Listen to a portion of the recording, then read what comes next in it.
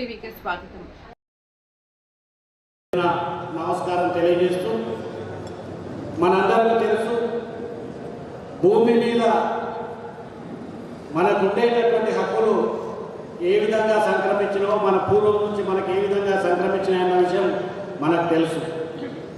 మరి భూమి అంటే నిజంగా మనం దున్నుకొని మరి దాంట్లో పంట పండించడమే కాదు, ఆ భూమి నాది అని చెప్పడానికి ఒక కాగితం అనేది అవసరం. మరి ఈ కాగితం చట్టపరంగా సృష్టించడం కోసం ప్రభుత్వం రకరకాల చట్టాలను తెచ్చింది. మరి ఎప్పుడు మనం పూర్వం చరిత్ర చూస్తే ఎక్కువగా భూమి యొక్క ప్రాముఖ్యత తీసుకొచ్చింది అక్బర్ కాలం నాటి షేర్షా అనేటటువంటి ఒక మంత్రి శాఖలో. ఆ మంత్రి శాఖ విధంగా ఈ భూములను సర్వే చేయడం, ఎవరెవరు ఏ భూమిని దున్నుతున్నారు, ఎంత భూమిని దున్నుతున్నారు, మరి దానికి ఒక సర్వే నెంబర్ని ఇచ్చి దానికి సంబంధించి బలానాయన అలాంటి భూమికి యజమాని అని చెప్పి ఆ రోజు నుంచి లెక్కలు రాస్తూ మరి దినదినంగా మరి అప్పుడు ఉండేటటువంటి పరిస్థితులను బట్టి చట్టాలను మార్చుకుంటూ రావడం జరిగింది. మరి ముఖ్యంగా ఈరోజు కార్యక్రమాల్లో చెప్పుకోవాల్సినటువంటి విషయం ఏంటంటే, మొట్టమొదట అంటే రైతులకు భూమి మీద హక్కు అనేది ఎప్పుడు తెలిసింది సామాన్య ప్రజలకు అంటే 1971లో అప్పుడు ఒక చట్టం తీసుకొని రావడం జరిగింది. ఆ చట్టం తర్వాత 78, 79లో 6వ చట్టంలో మరి పాస్ పుస్తకాలు ఇవ్వడం అనేది జరిగింది. దాంట్లో ఇచ్చినటువంటి పాస్ పుస్తకం ఉంది. మరి అప్పటి నుంచి కూడా నేను భూమిని అనుభవిస్తున్నాను. ఇప్పుడు కొత్తగా భూమి మరి ఏదో వివాదంలో ఎదుటి వ్యక్తి పేరుకుపోయింది, దాన్ని సరిచేయమని చెప్పినటువంటి సందర్భాలు. ఒక జమాబందీని నిర్వహించి ఆ జమాబందీ ద్వారా లెక్కలను తీసుకొచ్చి అప్పటి నుంచి పానీకి ఆ కొత్త వ్యక్తి పేరు మనం రాసుకుంటూ వచ్చేది.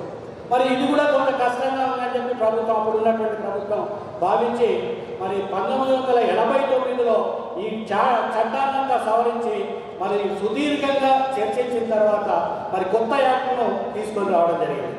ఆ పరిశీలించిన తర్వాత 45 రోజుల్లోపు మనకు రిజిస్టర్ అమలు అయ్యేది.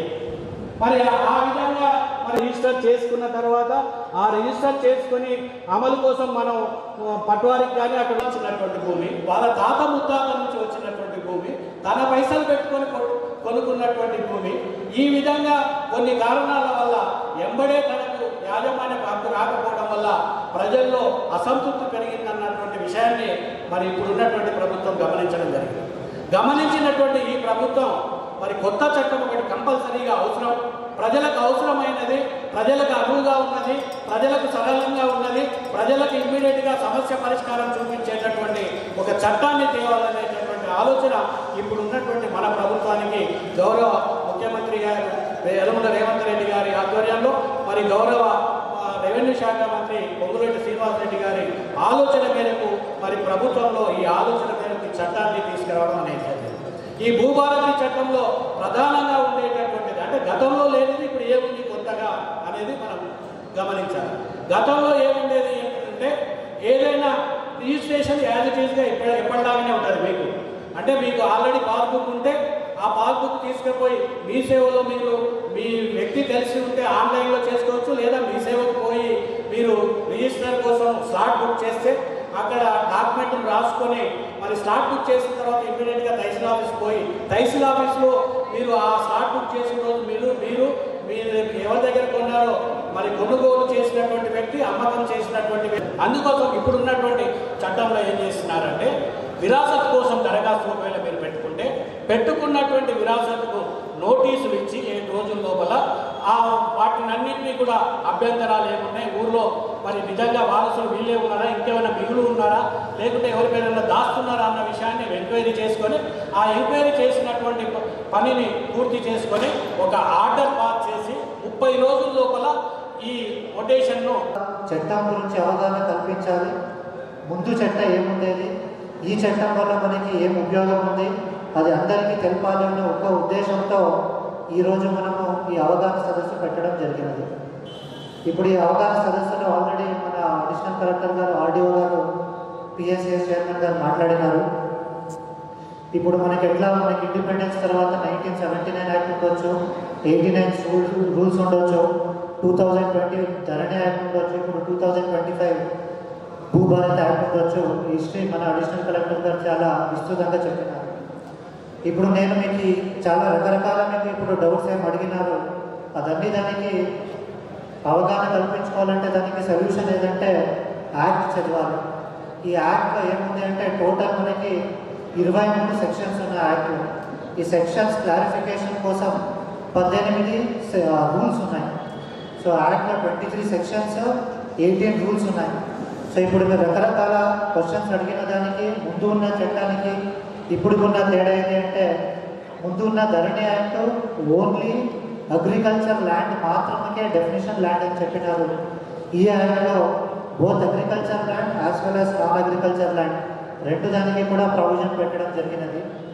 తర్వాత ముందున్న యాక్ట్కి ఇప్పటికి ఉన్న మెయిన్ తేడా ఏంటంటే, ఇప్పుడు నుంచి ప్రతి ఒక్క పార్సల్ ఆఫ్ ల్యాండ్కి కూడా ఎట్లా ఆధార్ ఉంది అట్లా భూధారాన్ని కూడా మనం ఇవ్వడం జరుగుతుంది.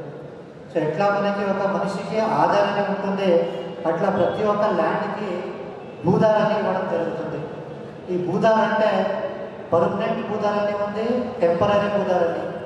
పర్మనెంట్ భూధార అంటే ఇప్పుడు సుభాన్ గారు కూడా చెప్పినారు, పక్క రాష్ట్రంలో కర్ణాటకలో 1 ఎకరా ల్యాండ్ ఉంటే లాటిట్యూడ్ లాంగిట్యూడ్తో పాటు ఒక మ్యాప్ ఇవ్వడం జరుగుతుంది.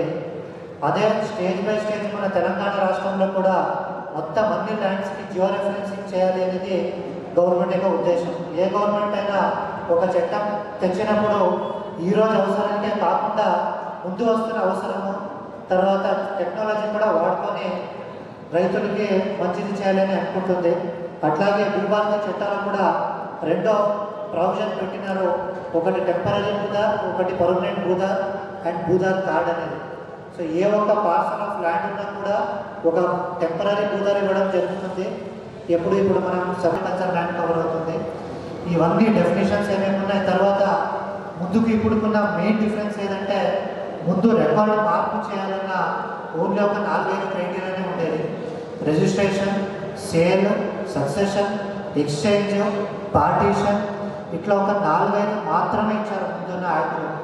కానీ ఈ యాక్ట్లో మనకి సాదా పైన ఈరోజు లోపల మనకి యాక్ట్లో చెప్పినారు, దాని 3 లోపల అప్లై చేసుకొని ఉంటే మనకి ఇప్పుడు గవర్నమెంట్ ప్రజెంట్ ఉన్న రిజిస్ట్రేషన్ అమౌంట్ ఏముంది, అమౌంట్ కట్టితే మనకి సాదా కాదని కూడా రెగ్యులరైజేషన్ చేయడం జరుగుతుంది. సెక్షన్ 6లో ఇవ్వడం జరిగింది. ఇది కాకుండా మనకి సాదా బైనా ఉన్న, తర్వాత ప్రొటెక్టెడ్ అనే 13B ఉన్న, తర్వాత ఓఆర్సీ ఉన్న, కోర్ట్ ఆర్డర్ ఉన్న, లోక్ అదాలత్ ఆర్డర్ ఉన్న మ్యూటేషన్ డెఫినేషన్ కింద పెట్టినారు. సో ఈ సెక్షన్ 2 చూస్తే ఇవన్నీ కూడా మనకి తెలుస్తాయి.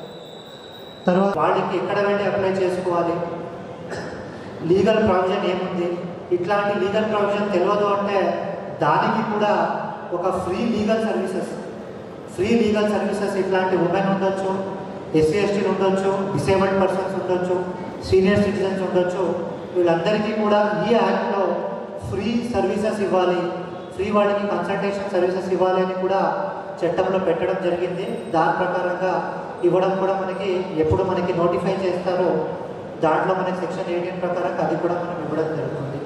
అంటే ఇవన్నీ నేను ఎందుకు సెక్షన్ బై సెక్షన్ చెప్తున్నానంటే, ఒక యాక్ట్ ఏముంది, యాక్ట్కి సంబంధించిన రూల్స్ ఏముంది అనేది మీకు అందరికీ అవగాహన కల్పించాలనేది ఒకటి గవర్నమెంట్ ఉద్దేశం. ఇప్పుడు ఓవరాల్గా చూస్తే డెఫినేషన్స్ ఉన్నాయి, ఎవరి దగ్గర అప్లై చేసుకోవాలి, ఏ ప్రాబ్లంకి ఎవరి దగ్గర అప్లై చేసుకోవాలి, అది సెక్షన్ 4 నుంచి సెక్షన్ 8 వరకు ఏ ప్రాబ్లంకి ఎవరికి అప్లై చేసుకోవాలి అనేది క్లియర్గా ఉంది. మీకు ఆల్రెడీ ఉన్న రికార్డ్ ఆఫ్ రైట్స్ ROR ఏదైనా ప్రాబ్లం ఉంటే సెక్షన్ 4 ప్రకారంగా RDO ఆర్ కలెక్టర్కి అప్లై చేసుకోవాలి. సెక్షన్ 5 ప్రకారంగా రెగ్యులర్ సేల్, గిఫ్ట్, ఎక్స్చేంజ్ ఉంటే తహసీల్దార్ ఇస్ అ కాంపిటెంట్ అథారిటీ. అలాగే సెక్షన్ 6 కింద ఏదైనా సాధన చేయడం ఉంటుంది.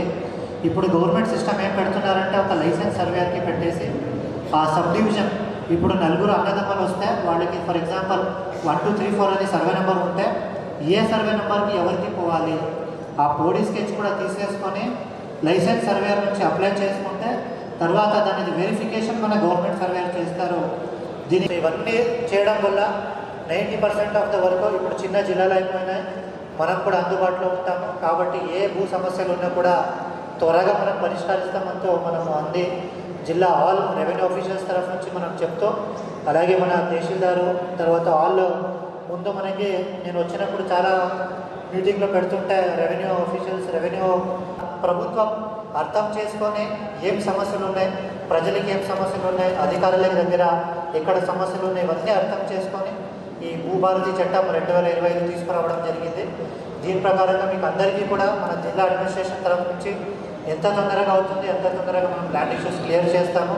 కొన్ని ఒక 5-10% మాత్రమే మనకి కాంప్లికేటెడ్ కేసు ఉండొచ్చు, లేదంటే 90% ఎక్కడ మనకి ఏమో ఇష్యూస్ వచ్చినా కూడా వచ్చి చేస్తున్నారు. మన అడిషనల్ కలెక్టర్ గారు కూడా ఎవరు వచ్చినా కూడా, నేను వచ్చినాక నుంచి కూడా చూస్తున్నాను, ఎవరైనా ప్రజలు వస్తే అక్కడ వెయిటింగ్ హాల్లో కూర్చొని ఎప్పుడున్నా కూడా ప్రజావాణి రోజే కాకుండా ఏ రోజు వచ్చినా కూడా వాళ్ళు పిలుచుకొని భూ సమస్యలని క్లియర్ చేస్తున్నారు.